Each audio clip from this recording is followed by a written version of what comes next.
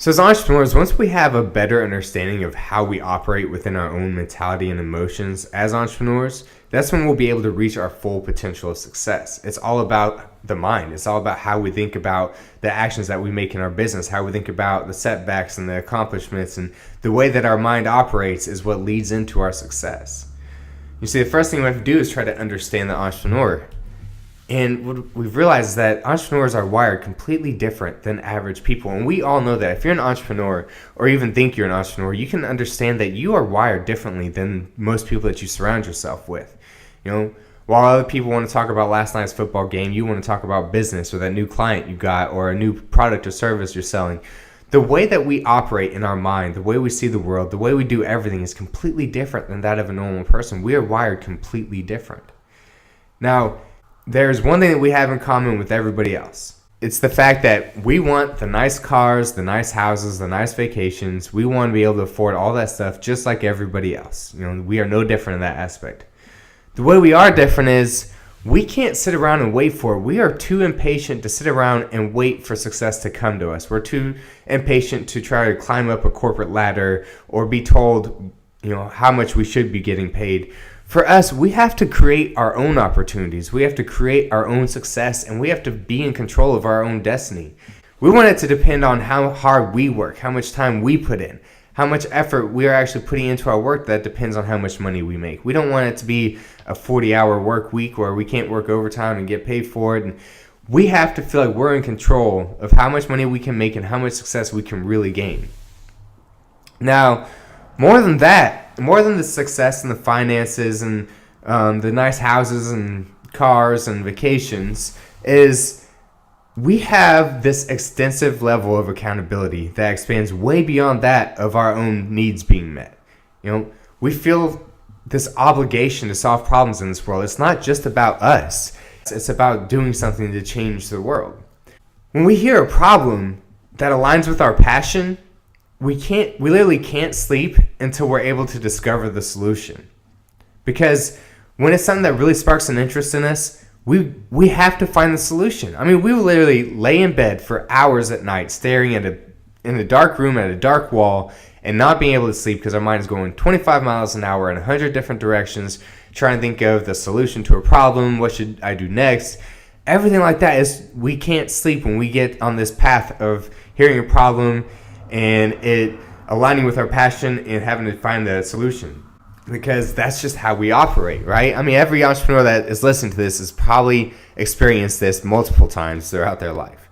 What this does is it moves into the leading question that every entrepreneur asks, that comes with the whole problem, passion, and solution theory, is how do I change the world? And let me explain further. It's not about how do I change the entire world. It's if you're someone that is with physical fitness, if you are a physical trainer and you hear the problem about obesity in the United States.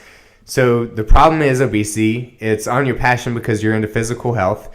And now you want to find the solution, which is probably creating some kind of program, some kind of exercise program that can help, you know, decrease the amount of fat and obesity in the United States. And so your world is going to be, you know, people who need to be more physically fit. Or what about business coach? You're changing the world means changing the world for business owners. For a fitness person is changing the world for unfit people, for out of shape people. Changing the world is changing the world on your specific niche is what I mean by this question. So the way entrepreneurs see the world is completely different than that of everybody else. You know, just like we're wired differently, we see everything differently. The way we see the world is through the way that we feel. And the way we feel is we have this extraordinary level of sensitivity. I mean, we have this extremely high level of sensitivity. And what I mean by sensitivity is not about we're very sensitive. I mean, we care about problems. We care about struggles. That's why we're always trying to find solutions to problems, is because we care about people who are struggling with something. And it's about more than ourselves. That's what I mean by sensitivity. It's about more than just us. And then we also have an unparalleled amount of passion. You know, every entrepreneur that I've met that has ever done anything in their career has put their all into what they do. They have this passion where they put everything inside of them into their work, into what they do, because they believe in what they do. So we have this unparalleled amount of passion that just can't be met. But along with that comes, we have this level of vulnerability that's beyond compare. And the reason is because when you have this amount of sensitivity and this amount of passion in what you do, you have to risk a lot. You have to be vulnerable. You have to put yourself out there. If you're going to try to make a solution to a problem that everyone's talking about, you're going to have to be vulnerable and put yourself out there and risk your finances and your personal life. And you risk a lot by being an entrepreneur. Many people don't notice that who aren't entrepreneurs, but every entrepreneur knows we risk a lot by doing what we do. This is what led into me discovering the entrepreneurial core. You see, what the entrepreneurial core is, it's where our mentality and emotions stem from as entrepreneurs. It's what makes us feel what we feel, what makes us think what we think, and what makes us react the way we react. The best way I can explain is, when you accomplish something, right? And it feels like you're on top of the world. You just sold a client a contract for 6 months, or you just made a big ticket sale, or that high that you get from those accomplishments. But what about when you face that setback, when something's not going so well, and it makes you feel like it's the end of the world?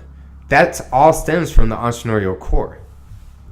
And the entrepreneurial core is made up of our sensitivity, our passion, and our vulnerability. You see, psychologists say that there's an inner self and an outer self. And your inner self is made up of your sensitivities, your passions, and your vulnerabilities. And your outer self is about, materialistic stuff.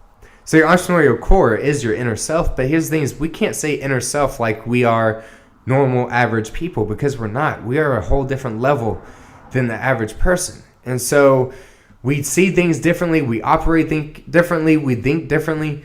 So that's why it's called the entrepreneurial core, because this is the inner self intensified.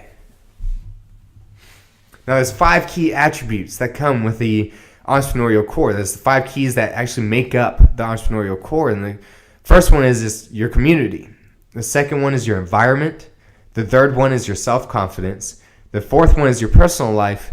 And the fifth one is your health. Those are the 5 attributes that make up the entrepreneurial core. These are the 5 attributes that have an effect on our mentality as an entrepreneur, on our entrepreneurial mentality. It's what makes us feel the way we feel. It's what makes us feel a certain way on a daily basis, depending on what's going on in our everyday life. Now let's go back to the question about how do I change the world real quick. When we go back to that question, how do I change the world? That's a huge question. When we are changing the world for obese people, out of shape people, business owners, real estate agents, whoever you're changing the world for, you got to think there's always some negative questions that come along with these. I asked entrepreneurs around the world what the average question was that they asked themselves that was a negative that happened most often. After getting all the answers, I came up with 3 common questions that most of these entrepreneurs ask themselves. And the first one is, will the world see value in what I have to offer? This is a huge question is, I found the solution to a problem, but does the world want it? Will they pay for it? And is it worth my time? And the second question is, are my dreams too big, or am I setting my standards too high? And this is a very common question that entrepreneurs ask themselves. Are my dreams too big? And the third question is, what if I fail? This is the biggest question that every entrepreneur I've spoken to has asked themselves. When they ask, what if I fail? I think that's every entrepreneur's biggest fear is failure. Because when we try at something, we put everything into it, our finances, our passion, our everything mentally, everything physically, we put everything at risk to do what we do. And when that happens, the fear of failure definitely kicks in because you're risking a lot. These 3 questions actually stem from what we call the drop, because we want to understand where these questions come from, not just the fact that we ask these questions, but why. Why do we ask these questions? And it's because of the drop. You see, it's when you take one or multiple of these 5 key attributes and they go down. And it's not about all of them happening. It can be just one. It can be just your self-confidence. If you find yourself questioning if you really know what you're talking about, if you can really do this, that's a drop in your self-confidence. If you find yourself surrounded in a community where people are telling you, oh, it's impossible, you can't do it, that's going to cause a drop. And it can be any aspect of this, but it's going to cause a drop.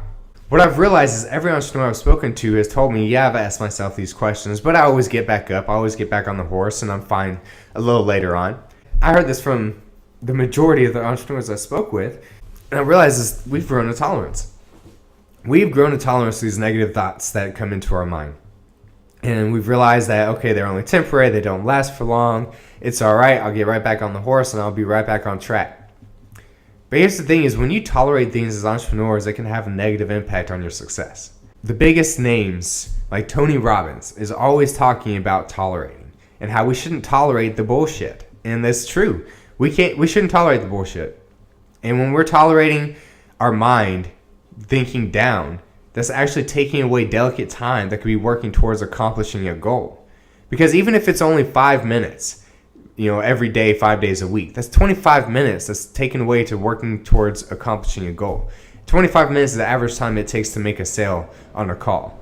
So that time that you spend thinking negative could be spent making a sale. We need to stop tolerating these negative thoughts because we don't have to. Why tolerate something that you shouldn't have to? And there's a way that we don't have to tolerate this anymore. I mean, why worry about getting back up if you can prevent even falling? And I'm sure a lot of you know what I'm talking about, right? I mean, we've all been those moments where we think down, we think negative. But the problem is, how long are these moments lasting, and are they happening too often? Because a lot of people I talk to say, oh, it happens on a daily basis, but I'm fine. I'll get right back up. It happens 4 or 5 times on a daily basis. That's a problem because it's taking away your focus. It's taking away your time from focusing on accomplishing something, from focusing on accomplishing your goal and doing what you need to reach your success, to your mind transfers over to failure. When your mind focuses on failure, failure is more likely to happen. When your mind focuses on success, success is more likely to happen. What we need to do is make sure we always have a strong core. The strong core is when we make sure that is what prevents us from even falling. You see, it's when we take these 5 key attributes and we start to build them back up. You want to increase the quality of your community, the people you surround yourself with. Are they supportive of what you do? Do they tell you it's possible? Do they stand behind what you're doing in your business community? Are they, connecting you with their network? And it's about improving your environment because it's what surrounds you has a huge impact on how you're going to work throughout the day. If you're in a dark room surrounded by 4 white walls, you're not going to work as well if you're in a bright room with a window surrounded by people. And then you want to strengthen your self-confidence because your self-confidence is actually probably one of the most important ones out of all 5. Is if you don't believe in yourself, how can you expect someone else to? You need to learn to believe in yourself, know that you can do this, and when you can strengthen your self-confidence, that's when success is so much easier to reach. You need to focus on growing your personal life. It needs to grow to be a healthy personal life. What's going on in your personal life has a huge impact on us as entrepreneurs. And let me take a second to explain to you, personal life is a key because as entrepreneurs, we don't have a 9-to-5 job. We don't clock out at 5 o'clock and then move on to go back to a normal person. We never become a normal person. Once you're an entrepreneur 24/7. So that means your personal life has a huge impact on your entrepreneurial mindset, on your entrepreneurial core. And then we go on to look at our health. So we want to heighten our health. We want to make sure whatever we're eating, what we're putting in our body, and everything that's going inside of us is healthy. We want to make sure that we're making the right decisions with all aspects of our life, both physical and nutritional. And once we do that, if we go back to these questions, will the world see value in what I have to offer? Are my dreams too big? And what if I fail? We'll start to notice that they change. Will the world see value in what I have to offer is usually because you're low on self-confidence, or your community is telling you it's not realistic, or you're struggling in your personal life. But when everything's going great, that's when it changes to how do I make the world see value in what I have to offer? And then it changes, are my dreams too big, to are my dreams big enough? And then it changes, what if I fail, to how do I succeed? And it's all about asking the right questions, because as entrepreneurs, we are always going to have questions. We are always going to question everything that goes on in our personal life, in our entrepreneurial life, everything. But when we ask the right questions, that's when we come up with the right answers. The most important thing to remember is that your mentality is what made you an entrepreneur. Your mentality is what gives you the drive and the motivation and the need to succeed. But if we don't focus on our mentality, if we don't strengthen our mentality, if we don't have a good control over our entrepreneurial mindset, we will never reach our full potential of success. Because the same mentality that created you can be the same mentality that holds you back. So it's up to you. Do you want your mentality to hold you back, or do you want it to push you forward?